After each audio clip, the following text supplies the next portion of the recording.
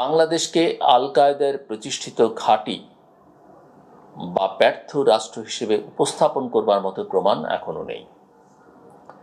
বিশেষ করে আঞ্চলিক রাজনৈতিক প্রতিদ্বন্দ্বিতা ও ভারত বাংলাদেশ সম্পর্কের টানাপোড়েনের মধ্যে নিরাপত্তার তথ্য প্রচারণার অস্ত্র হয়ে উঠতে পারে।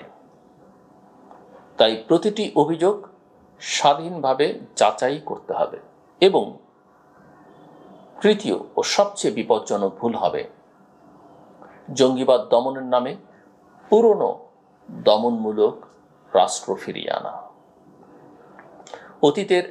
অতীতের সন্ত্রাস বিরোধী অভিযানের সঙ্গে গুম, বিচার বহির্ভূত হত্যা, সাজানো হামলা, স্বীকারোক্তি আদায় এবং সন্দেহজনক আলামত উদ্ধারের অভিযোগ যুক্ত হয়েছে। এসব পদ্ধতি মানবাধিকারের লঙ্ঘন তো বটেই, কার্যকর সন্ত্রাস বিরোধী নীতির পরিপন্থী।